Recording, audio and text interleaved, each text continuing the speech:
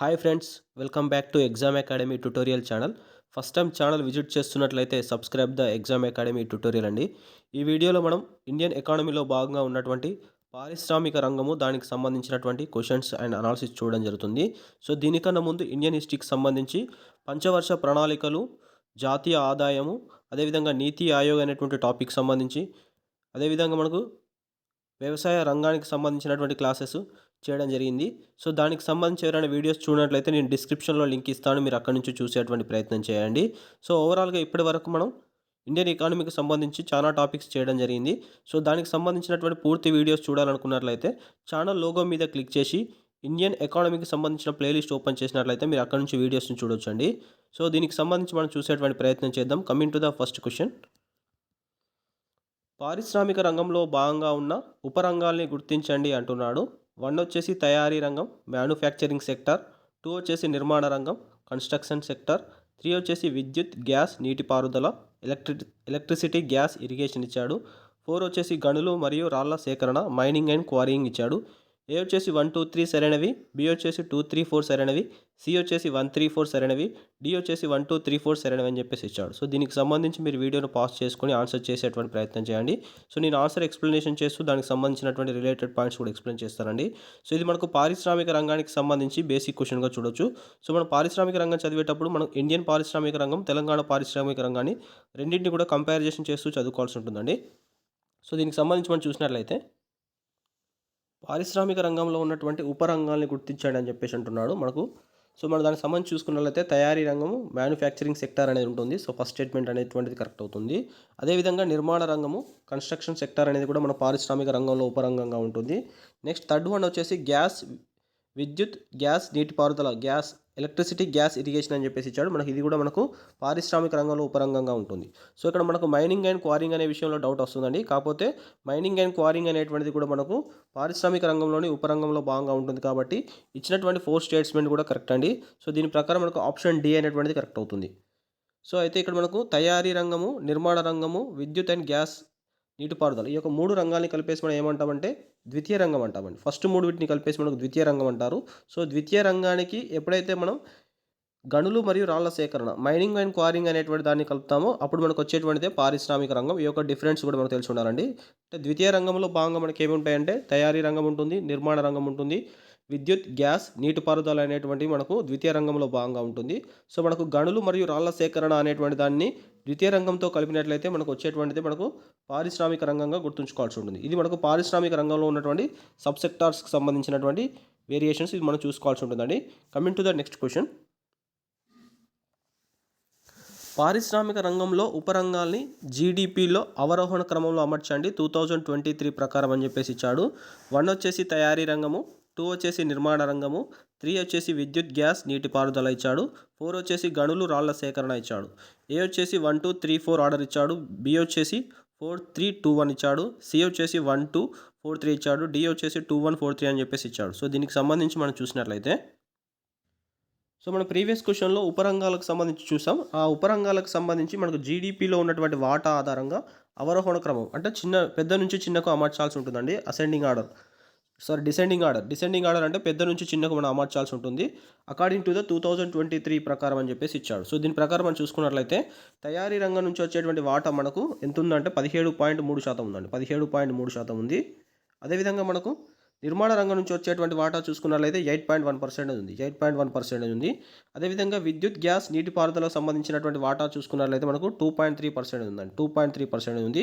అదేవిధంగా గనులు, రాళ్ల సేకరణ అనేటువంటి దాని నుంచి చూసుకున్నట్లయితే దీనికి సంబంధించి కూడా 2.3% ఉంది. సో ఇది మనకు ఓవరాల్గా దీని నుంచి మనకు పారిశ్రామిక రంగం నుంచి వచ్చేటువంటి వాటా చూసుకున్నట్లయితే మనకు 28.5% ఉంది. 28.5% అనేటువంటిది మనకు పారిశ్రామిక రంగం నుంచి వచ్చేటువంటి వాటాగా చూసుకోవాల్సి ఉంటుంది. సో మనకు తయారీ రంగం నుంచి వచ్చేటువంటి వాటా వచ్చేసి 17.3%. అదేవిధంగా నిర్మాణ రంగం నుంచి వచ్చేటువంటి వాటా 8.1%, విద్యుత్, గ్యాస్, నీటిపారుదల నుంచి 2.3%. సో మనకు గనులు, రాళ్ల సేకరణ నుంచి 2.3%. సో మనకి ఇక్కడ అవరోహణ క్రమంలో అమర్చమన్నాడు కాబట్టి 1, 2, 3, 4 అనేటువంటిది కరెక్ట్ ఆర్డర్ అవుతుందండి. 1, 2, 3, 4 కానీ అదేవిధంగా 1, 2, 4, 3 కూడా సేమ్ అవుతుంది. 1, 2, 4, 3 అనేటువంటి కూడా కరెక్ట్ కావడానికి అవకాశం ఉంటుంది. ఎందుకంటే విద్యుత్, గ్యాస్, నీటిపారుదల నుంచి వచ్చేటువంటి వాటా 2.3 ఉంది.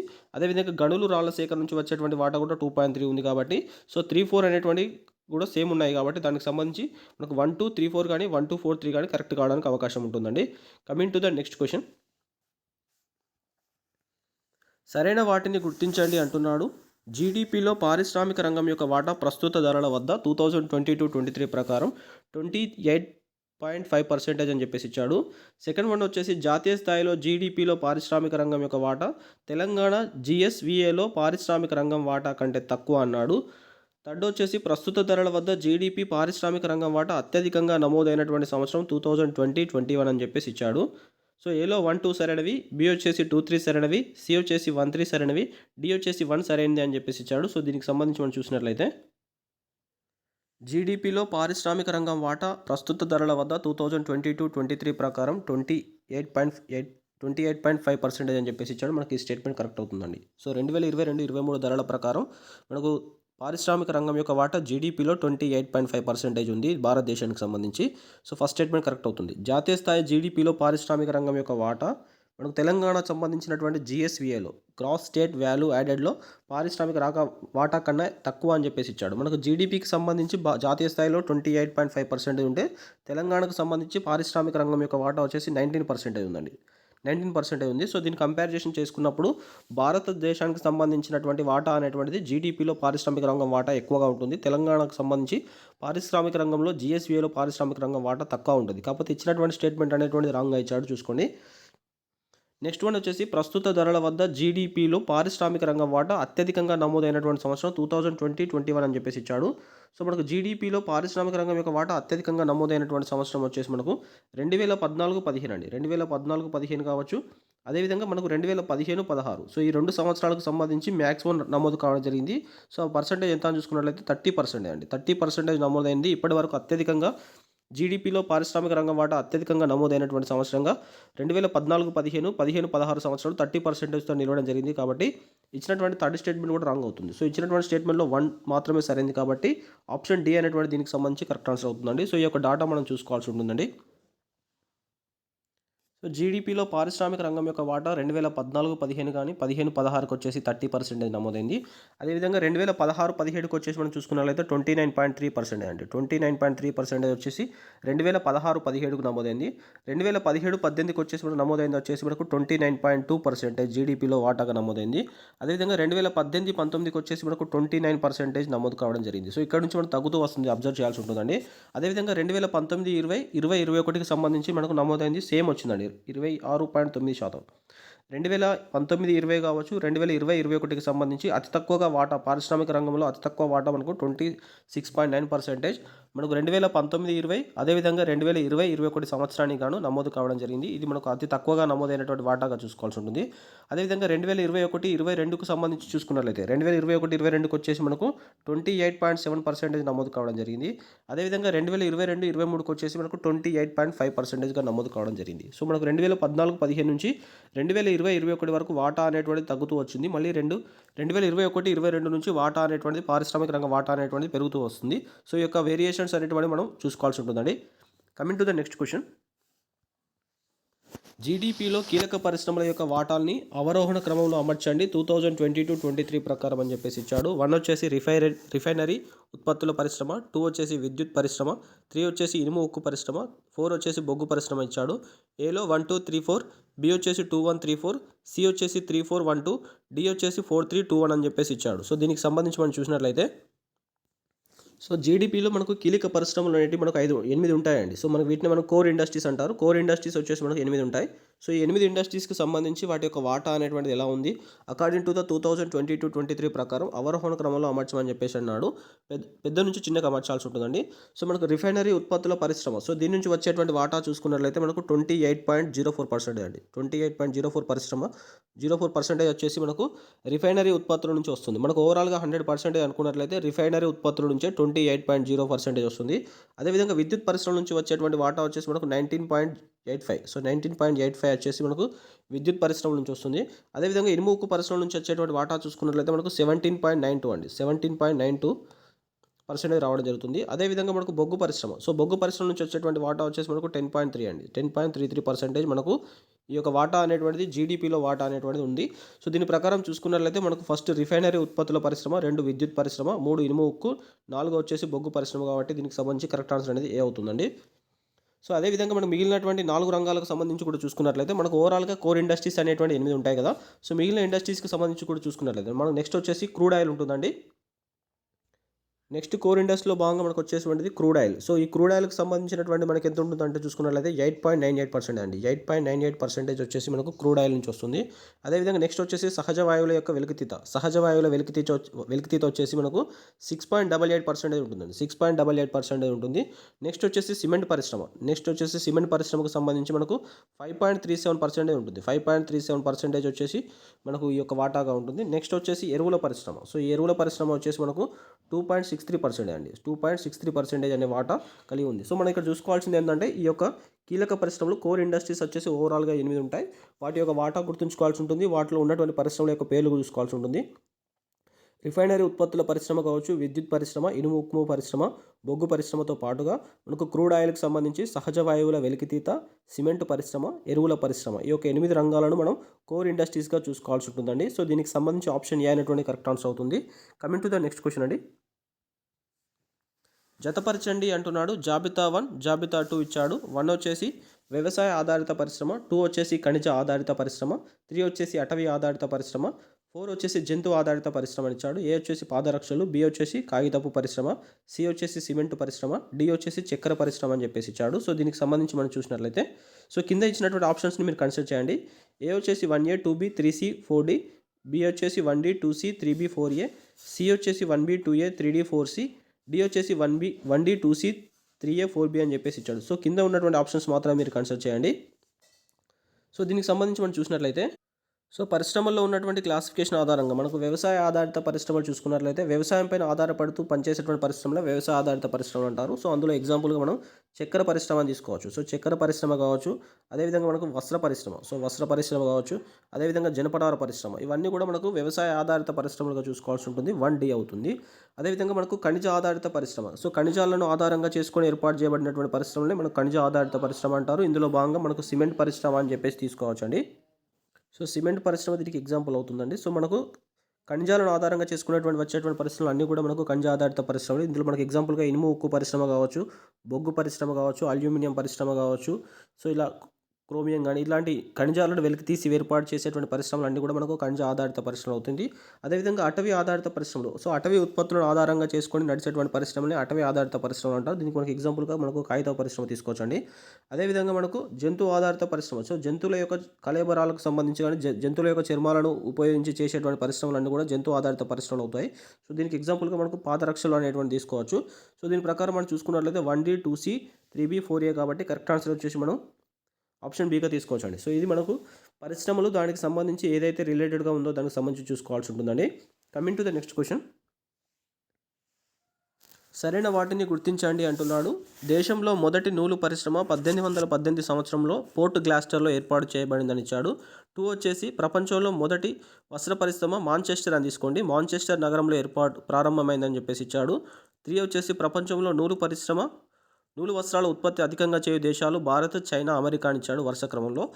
4th వచ్చేసి భారత్లో నూలు వస్త్రాల ఉత్పత్తి అధికంగా చేయు రాష్ట్రాలు మహారాష్ట్ర, గుజరాత్, తమిళనాడు అని చెప్పేసి ఇచ్చాడు. ఏ వచ్చేసి 1, 2, 3, బి వచ్చేసి 1, 2, 4 సరైనవి, సి వచ్చేసి 2, 3, 4 సరైనవి, డి వచ్చేసి 1, 3, 4 సరైనవి అని చెప్పేసి ఇచ్చాడు. సో దీనికి సంబంధించి మనం చూసినట్లయితే సో ఇక్కడ నుంచి మనము భారీ పరిశ్రమలు, భారతదేశంలో ఉన్నటువంటి భారీ పరిశ్రమలు వాటికి సంబంధించినటువంటి అనాలిసిస్ చూడడం జరుగుతుంది. ప్రీవియస్ క్వశ్చన్స్కి సంబంధించి మనం జస్ట్ స్టాట్స్ చూసామండి. మనకు పారిశ్రామిక రంగానికి సంబంధించి స్టాటిస్టిక్స్ ఎలా ఉన్నాయో చూసాము. సో ఇక్కడ నుంచి మనకు భారీ పరిశ్రమలకు సంబంధించి చూడడం జరుగుతుంది.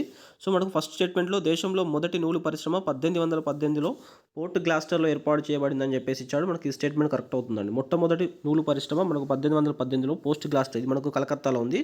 సో దీన్ని అక్కడ ఏర్పాటు చేయడం జరిగింది. ఫస్ట్ స్టేట్మెంట్ కరెక్ట్ అవుతుంది. ప్రపంచంలో మొదటి వస్త్ర పరిశ్రమ మనం మాంచెస్టర్ అని చెప్పేసి తీసుకోండి. మాంచెస్టర్ నగరంలో ప్రారంభమని చెప్పేసి ఇచ్చాడు. సో ఈ స్టేట్మెంట్ కరెక్ట్ అవుతుందండి. సో ఈ మాంచెస్టర్ని మనం ఏమంటామంటే కాటన్ పోలీస్ అనేటువంటి పేరుతో పిలుస్తారు. కాటన్ పోలీస్ అని చెప్పేసి కూడా దీన్ని పిలవడం జరుగుతుంది. అదేవిధంగా మనకు ప్రపంచంలో నూలు వస్త్రాల ఉత్పత్తి అధికంగా చేయు దేశాలు వచ్చేసి మనకు వరుస క్రమంలో చూసుకున్నట్లయితే చైనా, భారత్, అమెరికా అని చెప్పేసి ఇచ్చాడు. కాకపోతే మనకు వరుస క్రమంలో మొదట చైనా వస్తుందండి. ఫస్ట్ చైనా వస్తుంది, మనకు సెకండ్ వచ్చేసి అమెరికా ఉంటుంది, థర్డ్ వచ్చేసి మనకు భారత్ ఉంటుంది. సో మనకు ఓవరాల్గా స్టేట్మెంట్ అనేటువంటి రాంగ్ అవుతుందండి. సో అధికంగా ఉత్పత్తి చేసే వరుస క్రమాల్లో మనకు చైనా ఫస్ట్ వస్తుంది, సెకండ్ అమెరికా, థర్డ్ వచ్చేసి భారత్ వస్తుంది. సో ఓవరాల్గా థర్డ్ స్టేట్మెంట్ రాంగ్ అవుతుంది. అదేవిధంగా భారత్లో వస్త్రాల ఉత్పత్తి, నూలు వస్త్రాల ఉత్పత్తి అధికంగా చేయు రాష్ట్రాలు వచ్చేసి మనకు మహారాష్ట్ర ఇచ్చాడు. సెకండ్ వచ్చేసి గుజరాత్, థర్డ్ వచ్చేసి తమిళనాడు అని చెప్పేసి ఇచ్చాడు. మనకు వరుస క్రమంలో మహారాష్ట్ర, గుజరాత్, తమిళనాడు ఉంటుంది కాబట్టి మనకు ఫోర్త్ స్టేట్మెంట్ కరెక్ట్ అవుతుంది. ఇచ్చినటువంటి దాంట్లో మనకు 1, 2, 4 కరెక్ట్ కాబట్టి ఆప్షన్ బి అనేటువంటి దీనికి సంబంధించి కరెక్ట్ ఆన్సర్ అవుతుందండి. సో ఇవన్నీ కూడా చూసుకోవాల్సి ఉంటుందండి. అదేవిధంగా మనకు కాటన్ పోలీస్ అనేటువంటి పేరు మనకు మాంచెస్టర్కి ఉంది కదా. అదేవిధంగా కాటన్ పోలీస్ ఆఫ్ ఇండియాగా మనం దేని పిలుస్తామంటే ముంబై నగరాన్ని పిలవడం జరుగుతుంది. ముంబై నగరాన్ని కాటన్ పోలీస్ ఆఫ్ ఇండియా అని చెప్పేసి పిలుస్తారు. అదేవిధంగా మనకు మాంచెస్టర్ ఆఫ్ ఇండియాగా, సో మాంచెస్టర్ ఆఫ్ ఇండియాగా మనకు అహ్మదాబాద్ అనేటువంటి పట్టణాన్ని పిలుస్తారు. అదేవిధంగా మాంచెస్టర్ ఆఫ్ సౌత్ ఇండియాగా మనకు కోయంబత్తూర్ని పిలుస్తారండి. మాంచెస్టర్ ఆఫ్ సౌత్ ఇండియా వచ్చేసి కోయంబత్తూర్గా పిలుస్తారు.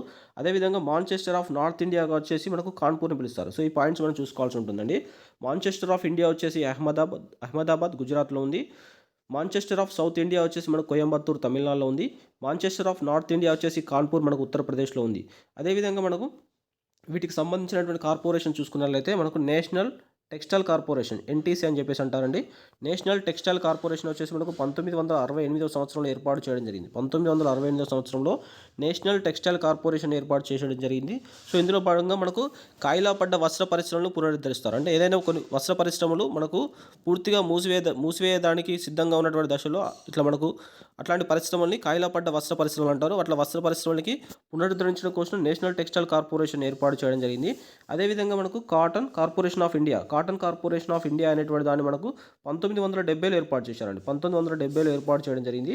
So cotton corporation of India మనకు రైతుల నుంచి పత్తిని కొనుగోలు చేయడం కోసం ఈ యొక్క సంస్థను ఏర్పాటు చేయడం జరిగింది. 1970లో ఏర్పాటు చేయడం జరిగింది. సో అదేవిధంగా మనం మిగతా వాటి గురించి చూస్తే, సో ఇక్కడ మనం చూసుకోవాల్సింది నేషనల్ టెక్స్టైల్ కార్పొరేషన్ వచ్చేసి మనకు 1968లో ఏర్పడింది. అదేవిధంగా కాటన్ కార్పొరేషన్ ఆఫ్ ఇండియా వచ్చేసి మనకు 1970లో ఏర్పడిందండి. అదేవిధంగా మనకు నేషనల్ టెక్స్టైల్ పాలసీ అనేటువంటి దాన్ని చూసుకున్నట్లయితే మనకు 2000 ఇయర్లో రావడం జరిగింది. జాతీయ టెక్స్టైల్ విధానం వచ్చేసి మనకు 2000 ఇయర్లో వచ్చింది. సో ఇది కూడా చూసుకోవాల్సి ఉంటుందండి. అదేవిధంగా రీసెంట్గా 2023లో మనకు పిఎం మిత్ర అనేటువంటి పథకం, సో పిఎం మిత్ర అనేటువంటి పథకాన్ని కూడా మనకు ఈ యొక్క వస్త్ర పరిశ్రమలకు సంబంధించి క్లస్టర్స్ని ఏర్పాటు చేయాలని చెప్పేసి 7 రాష్ట్రాల్లో క్లస్టర్స్ని ఏర్పాటు చేయాలనే ఉద్దేశంతో మనకు ఈ యొక్క పిఎం మిత్ర అనేటువంటి పథకాన్ని తీసుకురావడం జరిగింది. సో ఇది చేనేత రంగానికి సంబంధించినటువంటి పథకంగా చూసుకోవాల్సి ఉంటుందండి. సో ఇది దీనికి సంబంధించినటువంటి analysis. Coming to the next question అండి. సరైన వాటిని గుర్తించండి అంటున్నాడు. 1 వచ్చేసి భారతదేశంలో మొదటి జనపనార పరిశ్రమ 1855 సంవత్సరం రిష్రా అనేటువంటి పట్టణంలో ఏర్పాటు చేశారని ఇచ్చాడు. 2 వచ్చేసి ప్రపంచంలో జనపనార ఉత్పత్తి అధికంగా చేయు దేశాలు వరుసగా బంగ్లాదేశ్, భారత్ అని ఇచ్చాడు. థర్డ్ వచ్చేసి భారత్లో జనపనార ఉత్పత్తి అధికంగా చేయు రాష్ట్రం వెస్ట్ బెంగాల్ అని చెప్పేసి ఇచ్చాడు. 4 వచ్చేసి జనపనార గోల్డెన్ ఫైబర్గా పేర్కొంటారని చెప్పేసి ఇచ్చాడు. ఏ వచ్చేసి 1, 2, 3 సరైనవి, బి వచ్చేసి 2, 3, 4 సరైనవి, సి వచ్చేసి 1, 3, 4 సరైనవి, డి వచ్చేసి 1, 2, 3, 4 సరైనవి అని చెప్పేసి ఇచ్చాడు. సో దీనికి సంబంధించి మనం చూసినట్లయితే, సో మనం ప్రీవియస్ క్వశ్చన్లో వస్త్ర పరిశ్రమకు సంబంధించి అనాలిసిస్ చూడడం జరిగింది. ఈ క్వశ్చన్లో మనం జనపనార పరిశ్రమకు సంబంధించి అనాలిసిస్ చూసేటువంటి ప్రయత్నం చేద్దామండి. సో జనపనార పరిశ్రమ వచ్చేసి మనకు 1855 సంవత్సరంలో రిష్టాలో ఏర్పాటు చేశారని చెప్పేసి ఇచ్చాడు. మొదటి జనపనార పరిశ్రమ, ఫస్ట్ స్టేట్మెంట్ కరెక్ట్ అవుతుంది. సో మనకు రిష్టా అనేటువంటి పట్టణం మనకు కలకత్తాలో ఉందండి. సో ప్రీవియస్లో మనం క్వశ్చన్ కూడా చూసాము. దానికి సంబంధించి మొదటి పరిశ్రమ నూలు పరిశ్రమ మనకు పోర్టు గ్లాస్టర్ కలకత్తాలో ఉంది. అదేవిధంగా రిష్టా అనేటువంటిది కూడా మనకు కలకత్తాలో ఉండడం జరిగింది. ప్రపంచంలో జనపనార ఉత్పత్తిని అధికంగా చేయు దేశాలు వరుసగా బంగ్లాదేశ్, భారత్ అని చెప్పేసి ఇచ్చాడు. సో ఈ స్టేట్మెంట్ రాంగ్ అవుతుందండి.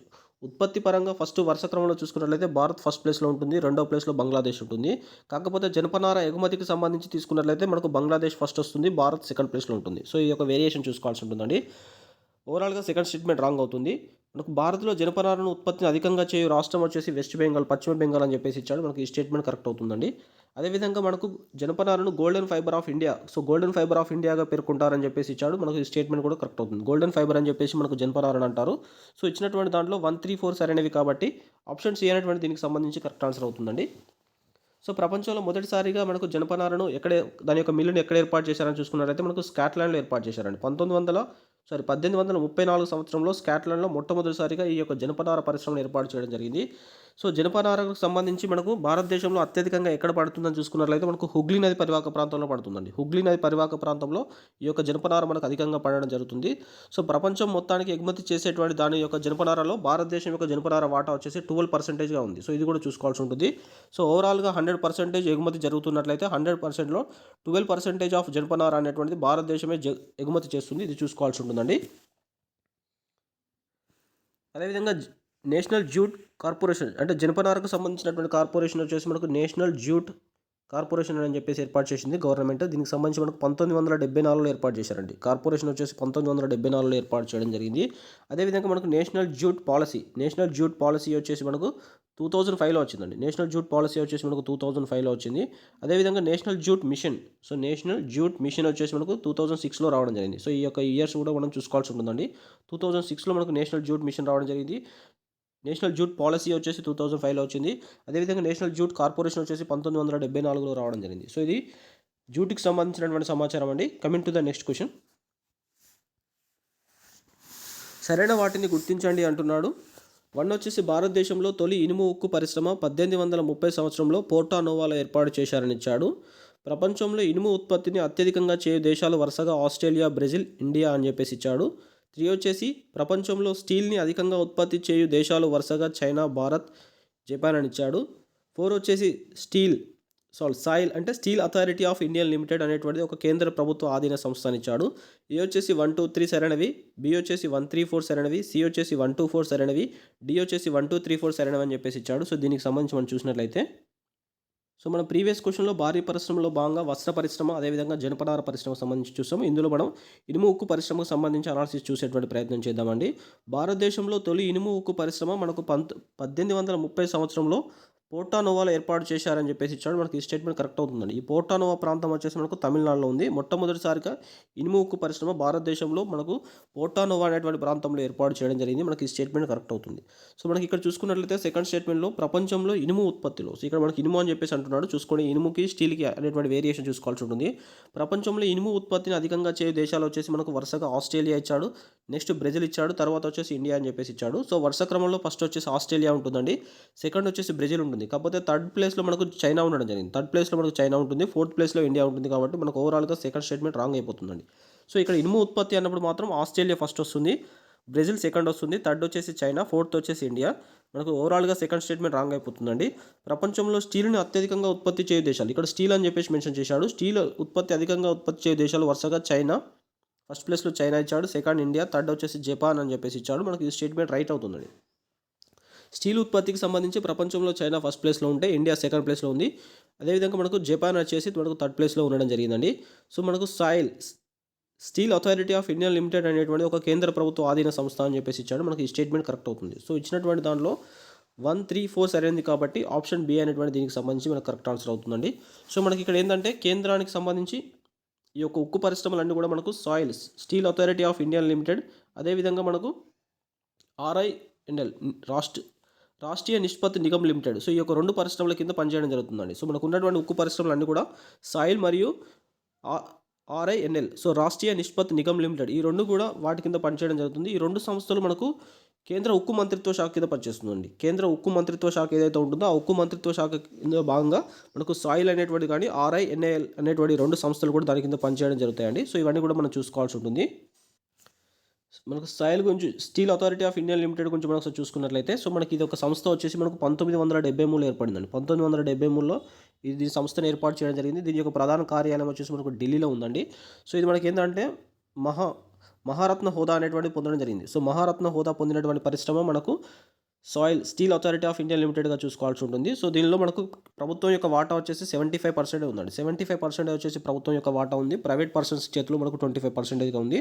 అయితే మనకు సాయిల్ ఆధ్వర్యంలో మనకు 5 ఇంటిగ్రేటెడ్ ప్లాంట్స్ ఉన్నాయండి. సో 5 ఇంటిగ్రేటెడ్ ప్లాంట్స్ ఉన్నాయి. సో అవి ఏంటంటే మనకు బిలాయి కావచ్చు, రెండో వచ్చేసి దుర్గాపూర్, నెక్స్ట్ వచ్చి రూర్కెలా, నెక్స్ట్ వచ్చేసి బొకారో, నెక్స్ట్ వచ్చేసి సేలం. సో ఈ 5 ఇంటిగ్రేటెడ్ స్టీల్ ప్లాంట్స్ వచ్చేసి మనకు ఈ యొక్క సాయిల్ ఆధ్వర్యంలో పనిచేయడం జరుగుతుంది. ఇవన్నీ కూడా చూసుకోవాల్సి ఉంటుంది. మనకు 1973లో ఏర్పడింది, ఢిల్లీ కేంద్రంగా ఉందండి. మహారత్న హోదా అనేటువంటిది కలదు. ప్రభుత్వం యొక్క వాటా వచ్చేసి 75% ఉంటుంది. సో దీని ఆధ్వర్యంలో మనకు 5 ప్లాంట్స్ పనిచేయడం జరుగుతుంది, ఇంటిగ్రేటెడ్ ప్లాంట్స్. బిలాయి కావచ్చు, దుర్గాపూర్, రూర్కెలా, బొకారో, సేలం. సో ఈ ప్లాంట్స్కి సంబంధించిన సపరేట్ క్వశ్చన్లు నేను మరో క్వశ్చన్లో ఎక్స్ప్లెయిన్ చేసే ప్రయత్నం చేస్తానండి. కాకపోతే national steel policy, so national steel policy అనేటువంటి మనకి ఎప్పుడు వచ్చిందని చూసుకున్నట్లయితే నేషనల్ స్టీల్ పాలసీ, సో మనకి ఈ పాలసీ వచ్చేసి 2017లో వచ్చిందండి. నేషనల్ స్టీల్ పాలసీ వచ్చేసి 2017లో రావడం జరిగింది. సో దీని యొక్క లక్ష్యాలు ఏందని చూసుకున్నట్లయితే నేషనల్ స్టీల్ పాలసీ యొక్క లక్ష్యాలు మనం చూసుకున్నట్లయితే మనకు 300 మిలియన్ టన్నుల ముడి స్టీల్ను ఉత్పత్తి చేయాలని లక్ష్యంగా పెట్టుకోవడం జరిగింది. 300 మిలియన్ టన్నుల, సో 300 మిలియన్ టన్నుల ముడి ఇనుమును ముడి స్టీల్ను ఉత్పత్తి చేయాలని చెప్పేసి లక్ష్యంగా పెట్టుకోవడం జరిగింది. అదేవిధంగా మనకు 230 మిలియన్ టన్నుల స్టీల్ను ఉత్పత్తి చేయాలని, అదేవిధంగా 158 కేజీల తలసరి స్టీల్ను ఉత్పత్తి చేయాలని చెప్పేసి మనకు నేషనల్ స్టీల్ పాలసీలో భాగంగా 2015లో వచ్చినటువంటి దీనిలో లక్ష్యంగా పెట్టుకోవడం జరిగింది. అదేవిధంగా మనకు కొన్ని కంపెనీస్కి సంబంధించి పాలసీస్ స్టీల్ ప్లాంట్స్ చూసినట్లయితే మనకు టాటా ఐరన్ స్టీల్ కంపెనీ అనేటువంటిది మనకి ఎక్కడ ఏర్పాటు చేశారని చూసుకున్నట్లయితే మనకు జంషెడ్పూర్లో ఏర్పాటు చేశారు. 1907 సంవత్సరంలో జంషెడ్పూర్లో ఏర్పాటు చేశారండి. అదేవిధంగా మనకు ఇండియన్ ఐరన్ స్టీల్ కంపెనీ అనేటువంటి దాన్ని మనకు 1918 సంవత్సరంలో వెస్ట్ బెంగాల్లో ఏర్పాటు చేయడం జరిగింది. మనకు టాటా ఐరన్ స్టీల్ కంపెనీ వచ్చేసి 1907 జంషెడ్పూర్లో, అదేవిధంగా ఇండియన్ స్టీల్ ఐరన్ కంపెనీ వచ్చేసి 1918 వెస్ట్ బెంగాల్లో ఏర్పాటు చేయడం జరిగింది. అదేవిధంగా మనకు విజేశ్వర ఐరన్ స్టీల్ కంపెనీ వచ్చేసి మనకు 1923 భద్రావతి కర్ణాటకలో ఏర్పాటు చేయడం జరిగింది. విజేశ్వరం ఐరన్ స్టీల్ కంపెనీ వచ్చేసి 1923 భద్రావతి కర్ణాటకలో ఏర్పాటు చేయడం జరిగింది. సో మరికొన్ని వీటికి సంబంధించి స్టీల్ ప్లాంట్స్ గురించి నెక్స్ట్ క్వశ్చన్లో చూసేటువంటి ప్రయత్నం చేద్దామండి. So coming to the next question, దీనికి సంబంధించి కరెక్ట్ ఆన్సర్ వచ్చేసి మనకు ఆప్షన్ బి అవుతుందండి. సో జతపరచండి అంటున్నాడు. జాబితా 1 ఉక్కు పరిశ్రమ, జాబితా 2 ఏర్పాటు చేయబడినటువంటి రాష్ట్రం ఇచ్చాడు. 1 వచ్చేసి రూర్కెలా, 2 వచ్చేసి బిలాయ్, 3 వచ్చేసి దుర్గాపూర్, 4 వచ్చేసి విశాఖ ఇచ్చాడు. ఏ వచ్చేసి ఛత్తీస్గఢ్, బి వచ్చేసి ఒడిశా, సి వచ్చేసి ఆంధ్రప్రదేశ్, డి వచ్చేసి వెస్ట్ బెంగాల్ అని చెప్పేసి ఇచ్చాడు. మనకు ఏలో 1A 2B 3C 4D, below 1A 2B 3D 4C, సిలో 1B 2A 3D 4C, D వచ్చేసి 1D 2C 3B 4A అని చెప్పేసి ఇచ్చాడు. సో దీనికి సంబంధించి మనం చూసినట్లయితే సో మనకు రూర్కెలా ఉక్కు కర్మాగారానికి సంబంధించి చూసుకున్నట్లయితే మనకి ఇది ఒడిశా రాష్ట్రంలో ఏర్పాటు చేశారండి. సో ఒడిశాలో ఏర్పాటు చేయడం జరిగింది. ఇది మనకు 1957 సో 1957 సంవత్సరంలో ఏర్పాటు చేశారు. సో ఇది మనకు జర్మనీ సహకారంతో ఏర్పాటు చేయడం జరిగింది. అదేవిధంగా బిలాయ్ ఉక్కు కర్మాగారం చూసుకున్నట్లయితే మనకు ఇది ఛత్తీస్గఢ్లో ఏర్పాటు చేశారు. మనకు కూడా ఇది 1957 సంవత్సరం రష్యా సహకారంతో ఏర్పాటు చేశారు. అదేవిధంగా దుర్గాపూర్ సంబంధించిన ఉక్కు కర్మాగారం చూసుకున్నట్లయితే మనకు పశ్చిమ బెంగాల్లో ఏర్పాటు చేశారు. ఇది కూడా మనకు 1957 సంవత్సరంలో ఏర్పాటు చేశారండి. కాకపోతే మనకు బ్రిటన్ సహకారంతో ఏర్పాటు చేయడం జరిగింది.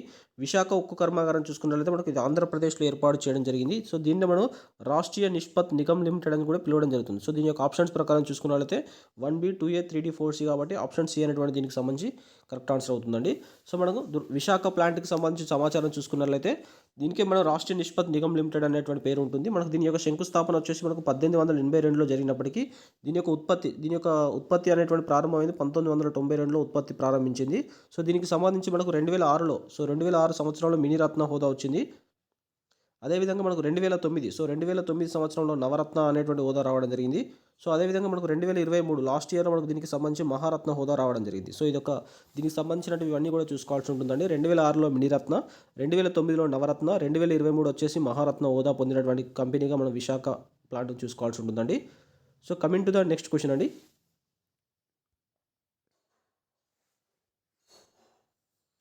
సరైన వాటిని గుర్తించండి అంటున్నాడు. 1 వచ్చేసి భారతదేశంలో మొదటి పంచదార పరిశ్రమను 1903 సంవత్సరం బీహార్లో ఏర్పాటు చేశారని చెప్పేసి ఇచ్చాడు. 2 వచ్చేసి ప్రపంచంలో పంచదార ఉత్పత్తిని అధికంగా చేయు దేశాలు బ్రెజిల్, భారత్, చైనా అని చెప్పేసి ఇచ్చాడు. భారత్లో పంచదారను అత్యధికంగా ఉత్పత్తి చేయు రాష్ట్రాలు ఉత్తరప్రదేశ్, మహారాష్ట్ర, కర్ణాటక అని చెప్పేసి ఇచ్చాడు. ప్రపంచ పంచదార గిన్నెగా బ్రెజిల్ని పేర్కొంటారని చెప్పేసి ఇచ్చాడండి. ఏ వచ్చేసి 1, 2, 3 సరైనవి, బి వచ్చేసి 2, 3, 4 సరైనవి, సి వచ్చేసి 1, 3, 4 సరైనవి, డి వచ్చేసి 1, 2, 3, 4 సరైనవి అని చెప్పేసి ఇచ్చాడు. సో దీనికి సంబంధించి మనం చూసినట్లయితే సో మన ప్రీవియస్ క్వశ్చన్లో భారీ పరిశ్రమలో భాగంగా నూలు పరిశ్రమ, అదేవిధంగా జనపనార పరిశ్రమ, అదేవిధంగా మనకు ఇనుము ఉక్కు పరిశ్రమ చూసాము. ఇందులో మనం పంచదార పరిశ్రమకు సంబంధించి అనాలిసిస్ చూసేటువంటి ప్రయత్నం చేద్దామండి. మొట్టమొదటి పంచదార పరిశ్రమ 1903 సంవత్సరంలో బీహార్లో ఏర్పాటు చేశారని చెప్పేసి ఇచ్చాడు. మనకి ఈ స్టేట్మెంట్ కరెక్ట్ అవుతుంది. సో బీహార్లోని పాట్నాలో మనకు ప్రతాప్పూర్ అనేటువంటి ప్రాంతంలో దీన్ని ఏర్పాటు చేయడం జరిగింది. మనకు 1903లో ఏర్పాటు చేయడం జరిగిందండి. ప్రపంచంలో పంచదారను అత్యధికంగా ఉత్పత్తి చేయు దేశాలు వరుస క్రమంలో బ్రెజిల్, భారత్, చైనా అని చెప్పేసి ఇచ్చాడు. మనకి ఈ స్టేట్మెంట్ కూడా కరెక్ట్ అవుతుంది. వరుస క్రమంలో ప్రపంచంలో పంచదారను అత్యధికంగా ఉత్పత్తి చేయు దేశాలు బ్రెజిల్, తర్వాత భారత్, తర్వాత చైనా ఉంది. అదేవిధంగా భారత్లో పంచదారను అత్యధికంగా ఉత్పత్తి చేయు రాష్ట్రాల యొక్క క్రమం చూసుకున్నట్లయితే మనకు ఉత్తరప్రదేశ్, తర్వాత మహారాష్ట్ర, తర్వాత కర్ణాటక అని చెప్పేసి ఇచ్చాడు. మనకి ఈ స్టేట్మెంట్ కూడా కరెక్ట్ అవుతుందండి. అదేవిధంగా ప్రపంచ పంచదార గిన్నెగా బ్రెజిల్ని పేర్కొంటారని చెప్పేసి ఇచ్చాడు. మనకి ఈ స్టేట్మెంట్ రాంగ్ అవుతుంది. సో మనకు ప్రపంచ పంచదార గిన్నెగా మనకు క్యూబా అనేటువంటి కంట్రీని పేర్కోవడం జరుగుతుంది. అదేవిధంగా షుగర్ బౌల్ ఆఫ్ ఇండియాగా మనం ఉత్తరప్రదేశ్ పేర్కొంటారు. షుగర్ బౌల్ ఆఫ్ ఇండియా వచ్చేసి ఉత్తరప్రదేశ్, అదేవిధంగా షుగర్ బౌల్ ఆఫ్ వరల్డ్ వచ్చేసి మనకు క్యూబా అనేటువంటి కంట్రీని పేర్కోవడం జరుగుతుంది. సో ఇచ్చినటువంటి దాంట్లో 1, 2, 3 సరైనవి కాబట్టి ఆప్షన్ ఏ అనేటువంటి దీనికి సంబంధించి కరెక్ట్ ఆన్సర్ అవుతుందండి. అదేవిధంగా మనకు నేషనల్ షుగర్ పాలసీకి సంబంధించి చూసుకున్నట్లయితే మనకి ఈ నేషనల్ షుగర్ పాలసీ తీసుకురావడానికి కారణమైనటువంటి కమిటీ వచ్చేసి మహజన్ కమిటీ అండి. ఈ యొక్క మహజన్ కమిటీ యొక్క సిఫార్సుల మేరకు నేషనల్ షుగర్ పాలసీ అనేటువంటి దాన్ని మనకు 2005లో తీసుకురావడం జరిగింది. సో ఇది దీనికి సంబంధించి మనం చూసుకున్నట్లయితే ఈ మహాజన్ కమిటీ యొక్క సిఫార్సుల మేరకు ఇంతకుముందు మనకు చక్కెర అనేటువంటిది మనకు ప్రజా పంపిణీ వ్యవస్థ, పబ్లిక్ డిస్ట్రిబ్యూషన్ వ్యవస్థలో భాగంగా ఉండేది. సో ఈ యొక్క మహాజన్ కమిటీ యొక్క సిఫార్సుల మేరకు ఈ పబ్లిక్ డిస్ట్రిబ్యూషన్ సిస్టంలో భాగంగా తొలగించాలి షుగర్ని అని చెప్పేసి ఈ యొక్క మహాజన్ కమిటీ సిఫార్సులు చేయడం జరిగింది. నేషనల్ షుగర్ పాలసీ వచ్చేసి మనకు 2005లో వచ్చిందండి. నేషనల్ షుగర్ పాలసీ వచ్చేసి 2005లో వచ్చింది. సో అదేవిధంగా దీనికి సంబంధించి మరింత సమాచారం చూసినట్లయితే, సో చక్కెరకు సంబంధించి ఉత్పాదకత వచ్చేసి నార్త్ ఇండియాతో కంపేర్ చేస్తే సౌత్ ఇండియాలో ఎక్కువగా ఉంటుంది. దానికి సంబంధించి కారణాలు కూడా చూసుకోవాల్సి ఉంటుందండి. మనకు ఉత్పాదకత అంటే ఏంటంటే ఎక్కువగా దిగుబడి రావడం. సో ఎక్కువ దిగుబడి ఎక్కడ వస్తుందని చూసుకున్నట్లయితే నార్త్ ఇండియాతో కంపేర్ చేస్తే మనకు సౌత్ ఇండియాలో ఎక్కువగా దిగుబడి వస్తుంది. దానికి గల కారణాలు ఏందని చూసుకున్నట్లయితే, సో చెరుకు పంట పండడానికి కావాల్సినటువంటి ఉష్ణోగ్రతలు మనకు దక్షిణ భారతదేశంలో అనుకూలంగా ఉంటాయండి. మనకు దక్షిణ భారతదేశంలో అనుకూలమైనటువంటి ఉష్ణోగ్రతలు చెరుకు పండడానికి అనుకూలంగా ఉంటుంది. అదేవిధంగా మనకు దక్షిణ భారతదేశంలో నుంచి వచ్చేటువంటి చక్కెరలో సుక్రోజ్ శాతం ఎక్కువగా ఉంటుంది. మనకు సుక్రోజ్ నుంచే చక్కెర వస్తుంది కాబట్టి సుక్రోజ్ పర్సెంటేజ్ ఎక్కువ ఉన్నట్లయితే ఆటోమేటిక్గా చక్కెర పర్సెంటేజ్ ఎక్కువ ఉంటుంది కాబట్టి సెకండ్లో మనకి ఏంటంటే సుక్రోజ్ శాతం అధికంగా ఉంటుంది. మనకు థర్డ్ వన్ వచ్చేసి ఏంటంటే దక్షిణ భారతదేశంలో క్రషింగ్ సీజన్, మనకు చెరుకు నుంచి చక్కెర తీసేటువంటి సీజన్ వచ్చేసి మనకు 9 మంత్స్ ఉంటుందండి. 9 మంత్స్ వచ్చేసి మనకు అక్టోబర్ నుంచి జూన్ వరకు ఉంటుంది.